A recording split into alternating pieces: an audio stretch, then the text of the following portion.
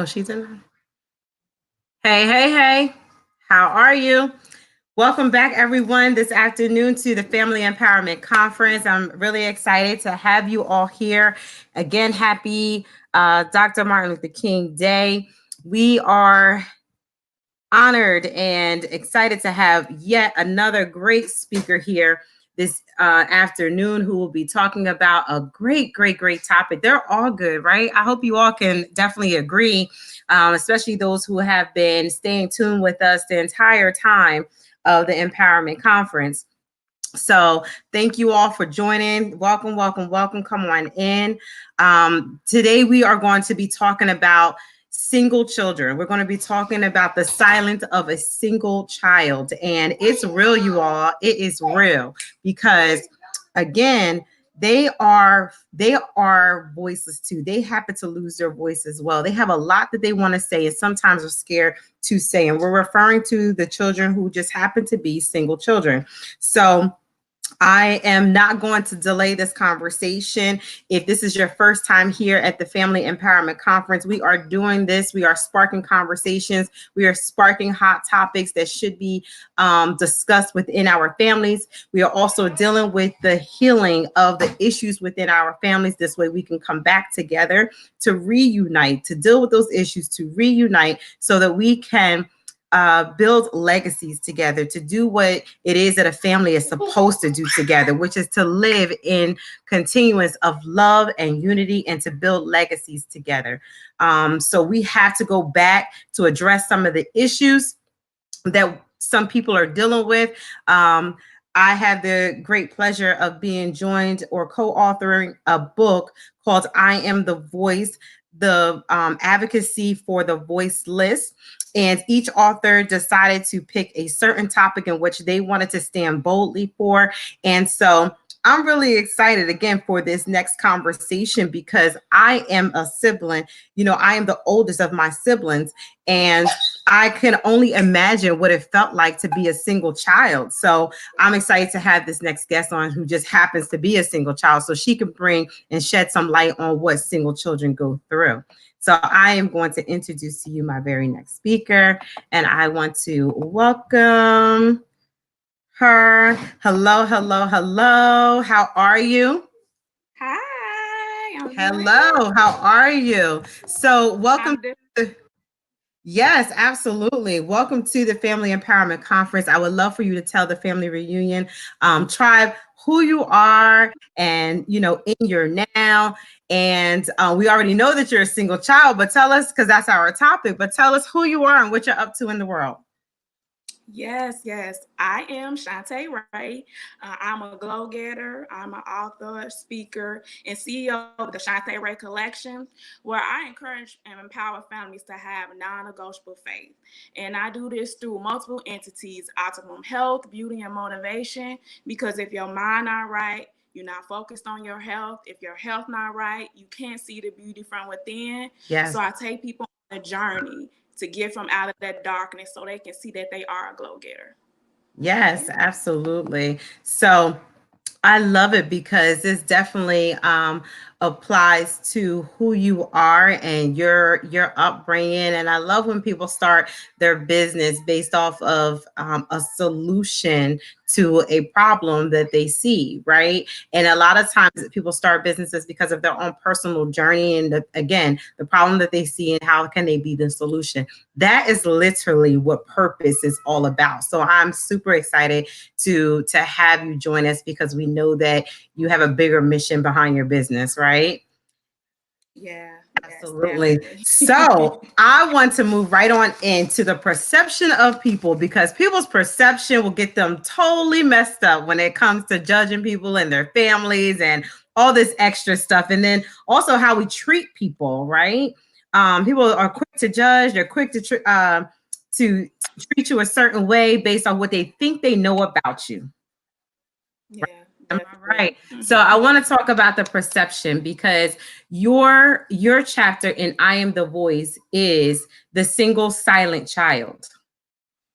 right? Yep. This silent child. I tell you all on every single session here in this empowerment conference, if you have not received I Am the Voice Advocacy for the Voiceless, you are truly missing out on a very powerful collaboration. And I'm just honored that they all are standing boldly in their advocacy.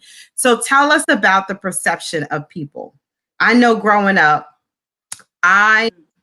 again, being the oldest, I would hear, I don't think I've ever said, I wish I was a single child, but I've heard my sister say it before. I've heard, other people, like, especially when she's mad at me, she'll be like, oh, I just wish I was the only child. You're right. We have to be careful what we wish for. Right. Yep. And I would hear like, cousins or so, like, I wish I was a single child. Tell us what, like, the perception of people are like they're spoiled, they get everything they want, they don't have to share all that extra stuff. Tell me what you see and what you hear, and then tell us the reality.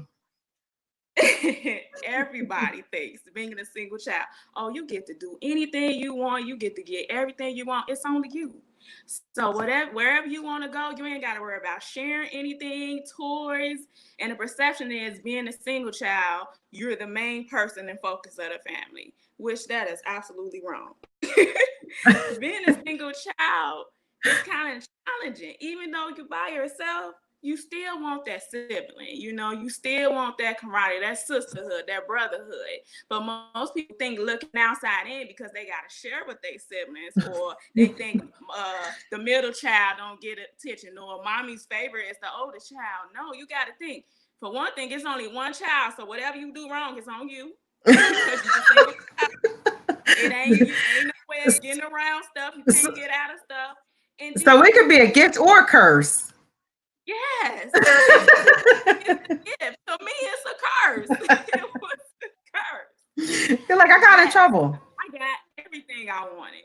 But still, I was still bored. I still wanted a sister or brother. So the perception of being a child is overrated. Overrated. I hear that. That's super funny. That is super funny. Because again, like you said, we think that I didn't even think from the aspect of getting in trouble. It's like, oh, nobody else to blame that on. Like, I didn't drop. Who did? It's just you here. Who did? So I didn't even think about it from that particular aspect. But I mean, that's really, really interesting. And then depending on, I know that I've seen in the past, if someone was a single child, right?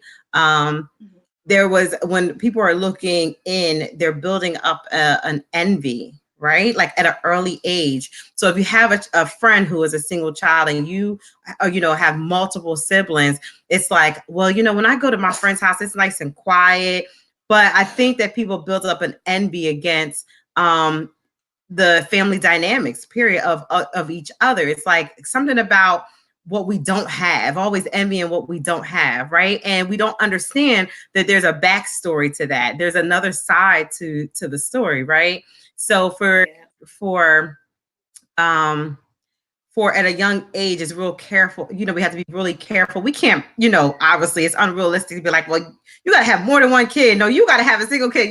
We can't make things equal, but we definitely have to explain, when we hear our children say like, that's unfair. I wish I was the only. So you have to be really careful about what we wish for. Right. Yes. Absolutely. Absolutely. So that is the perception of people on the outside. Explain to us or to the audience how you felt about your one-on-one time. Like, were you really grateful for your one-on-one time with your mom, or like, you know what I mean? Or did you wish that you could share her with someone? I know that sounds crazy, but that does. People thought I was crazy because I always wished I could bring a friend. Always. I love my one-on-one time with my mom, but I always wanted to bring a friend. Or I wish if I had a sibling, we could go have a pamper day. We could do this. When we go to the beauty shop, all three of us, we had our hair done. I always wanted someone to go with us. And most people like, man, I want one-on-one time with my parent. But it's different when you're a single child. You get that one-on-one time 24/7. So when you get a chance to bring a friend, you want to bring a friend. Whoever. But people used to think crazy. Like, why wouldn't you just want to go? Because I'm with my mom all the time. I want to bring a friend. I want to bring my cousin. Somebody. Yeah, somebody, just somebody along. And I can imagine because the conversations are also different. You know what I mean? It's like, it's just you and your mom. And it's like, well, she's probably occupied having her adult conversation. And to be honest, let's talk about from a parent perspective. They're always talking to just you too. You know what I mean? So it's like you just didn't have that balance. So again, so you enjoyed the time with your mom, but you really always still wanted to bring somebody along, right? Yes.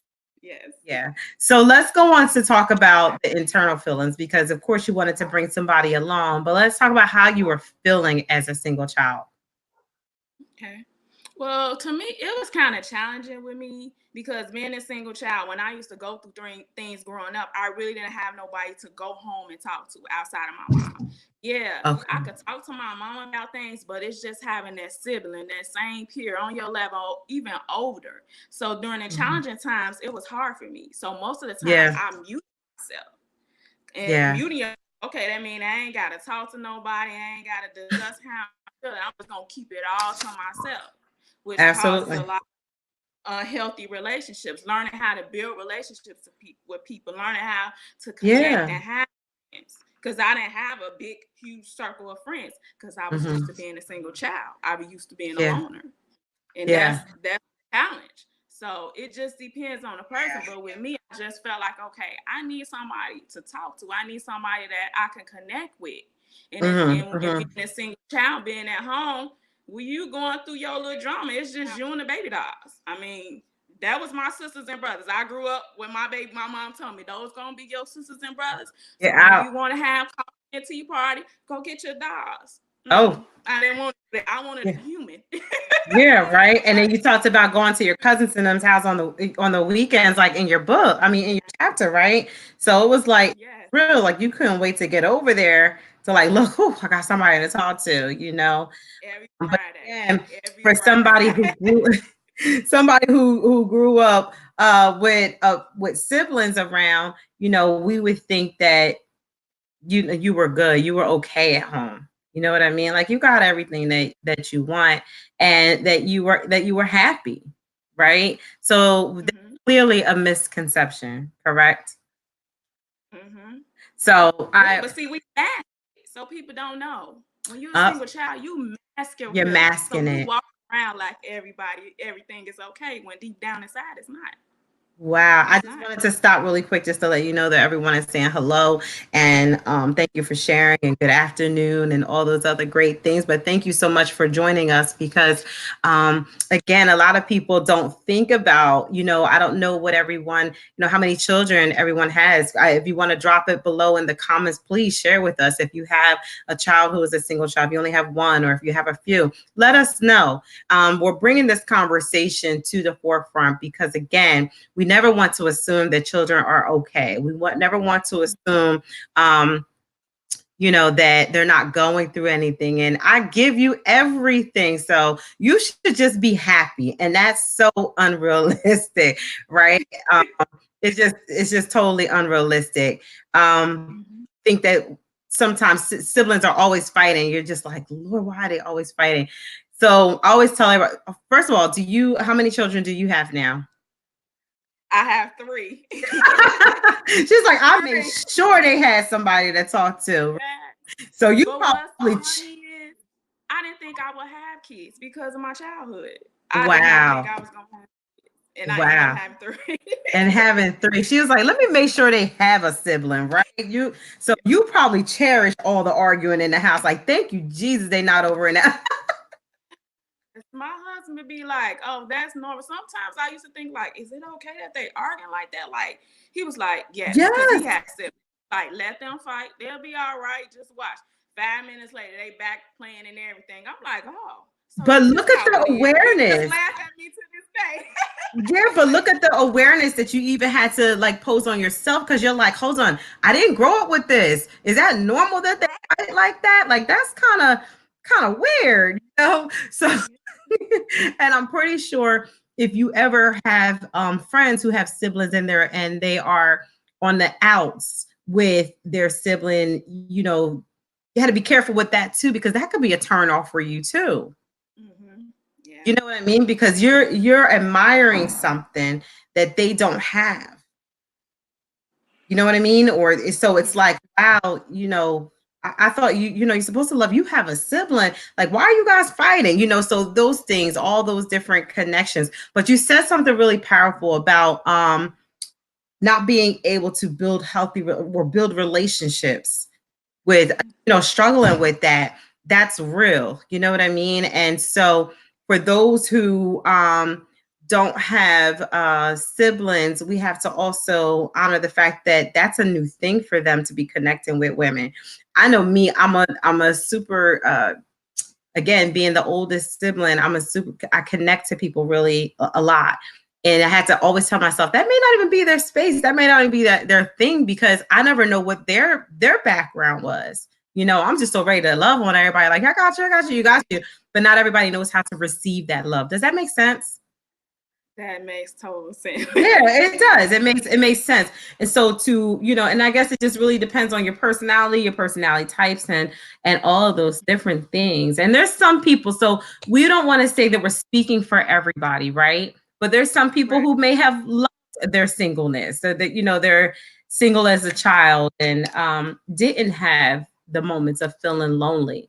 But I am the voice. Advocacy for the voiceless is really about speaking up for those people who cannot find it in themselves to speak, who are struggling with those personality changes and adapting to different environments and things like that. So I don't know what so I'm pretty sure like all of your singleness as a child was not always like, oh my God, I was so lonely. Tell us something that you did enjoy, about being a single child, or was there anything? It's a lot. Oh, did I lose you? No, you're good. You're good. Oh, it's okay. I can't see. She's like, I can't see. There you go. Okay. Well, the main thing is I did get everything I wanted, which it was a plus. So I love the fact that, and like, especially with good grades, I got to choose what I want to get. I got to choose where I want to travel. So it's perks being a single child, because you really do. Absolutely. I want to say you're spoiled. I was loved a lot. Like that. I wasn't Yeah, and I was absolutely. just like my mom's bride. So wherever she went, she took me with her. So I was able to do a lot of things and learn a lot of things because it was just me and her. So it was quick for her to just grab me and go. She didn't have to find a babysitter because it wasn't 2 or 3 of us. So it was a lot of good perks. So I was able to do a lot of fun things as well. Yeah, absolutely, absolutely. I know that with people who have more than one child, sometimes it's really depending on the family, right? And the family finances and things like that. It's really hard to put their children into all these different activities and to build, you know what I mean, to build those social skills. But were you in any activities like in school or in middle school that helped you out? You know what I mean? Girl, yes, I did cheerleading. I ran Everything. track. I stayed busy because I wanted to be around. I wanted to like build a sisterhood because I didn't like being alone. So Yeah. cheerleading came. I was the captain of the cheerleading team for 2 years. Track, I ran track all 4 years. So I was always with a group of girls in school. You're in school, you there for 9 hours. So Yeah. I got my real time in. So when I go home, it's time to do homework, get ready for the next day. So every day I had that sisterhood that I can go to every day. So I had to stay consistent because I would have been bored. And then You would when I have was been able just to bored. work, I started working. Yeah, you mentioned that. You mentioned that in your chapter 2 about, the first time that you were able to work, you were like, look, I'm getting a job. Yes. I'm getting a job. I'm gonna get out of this house. I'm gonna do something with myself, all those things. So I'm curious to know, and I think we didn't even talk about this, but I'm curious to know, how did being a single child, or did it have any effect on your marriage? Because I know, My husband says I'm spoiled, and I'm not even a single child. So how did that how did that affect you in your marriage? Like, did you have like a lot of commands or control? Like, look, I'm used to getting what I need. Oh, it's still like that today. That independency comes out. It had a big difference. You know, the positive is my husband like, yeah, you the only child. That's why you so spoiled. He know it's like my way. It has to be my way because it's always been like that. It's always been me. So I was able to have it my way. So Yeah. in coming into a marriage, he kind of knew that because we knew each other since we were 15 growing up. But even as a woman, we've been married for 16 years. He still say, you are so spoiled. And we've been married this long. You act like you should get your way just like the kids. So it's like it doesn't change. So if somebody lies, say, oh, you a single child, you grown now. No, I'm still my mama baby. She'll tell you to this day, I will call my mama and ask her for stuff like I'm 5. It's just it is what it is. So That no, is so it doesn't change.